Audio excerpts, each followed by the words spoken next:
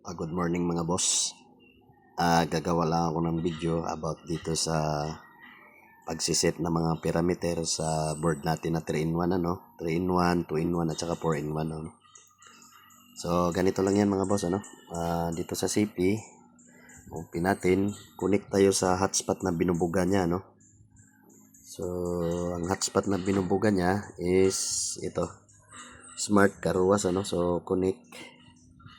Pag connect, my password is 1, 2, 3, 4, 5, 6, 7, 8, 9. So, yan yung default password niya, no? Default password niya. So, save. Ayan, connected. Once na connected, punta tayo sa Chrome. Open browser. Then, type natin yung wait. Type natin yung IP niya 192.168.4.1. So yun yung kadalasang IP ng mga ESP ano. So go. Ayan. So yan ang lalabas bossing ano. So time and price puro 0 ano. So iseset natin yan. Example 20 seconds. So 20 seconds 30 seconds. Tapos sa blower naman 10 seconds no. Price tag 5 na lang lahat ano. Kasi yan naman yung common na price.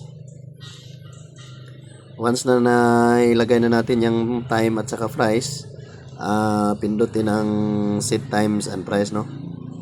Yan. So baba, ito po settings. Ibig sabihin pag ganyan naka-gray pa, so naka-disable yan. So pag gusto mo i-enable yan, pindutin mo lang yan. Yan. Ibig sabihin naka-enable na yan. So, pwede ka na maglagay ng number of post time bawat isa no.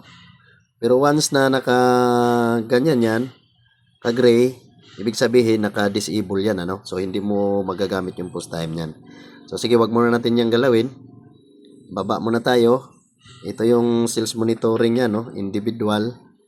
Tapos ito, Wi-Fi settings, pwede mo rin papalitan yung SSID na yan. Tapos yung password, pwede mo rin papalitan. Any numbers, basta required niya lang is 9 numbers no. Kahit anong number, basta 9 numbers siya, no? So, wag muna natin galawin yan. Baba tayo. Ito yung window name. Ayan, nakalagay dyan, smart timer. Yan yung nakalagay niya sa LCD, smart timer. Example, papalitan natin yan. Gusto nating palitan. Lagay muna natin na 3-in-1 3-in-1 timer. So, subukan nating i-save yan. Dapat ayan, so kulang. No, sorry. Ulit. Timer. No? So, i-move mo lang siya para masa gitna siya, no? So, pag ganyan, pindutin yung save. Dapat mag-update din siya dito, no? Ayun, napasobra. So, ikaw na bahala dyan. Basta, enhance mo lang ito, no? Back lang natin. Ayan. So, babalik naman yan. So, nag-update siya, no? So, baba pa tayo. Ito naman, yung product name. So, product name, water soap blower, na-i-edit din yan, yung tatlong yan. So, example, yung soap, itong blower, gawin nating air.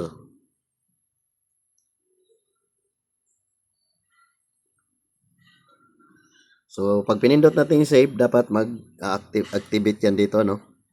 So, ayan. Ayan. Ganun lang mga boss, no? Tapos, yung water, try natin. Palitan din yung water. Edit natin. Ilipat naman natin yung blower dyan. Example lang yan. So, blower, soap, air. Dapat din dito, dapat yan, blower, soap, air pag pinindot natin yung save, no? Ayan. So, ganun lang mga boss, ano? Yung parameter settings. Pag ganyan, o goods na yan sa set mo, pag ganyan ang gustong settings mo, so panghuli, dapat pindutin mo itong save and restart, no? Para ma-save lahat ng ginawa natin. So, pag pinindot natin yan, magre-reboot yan.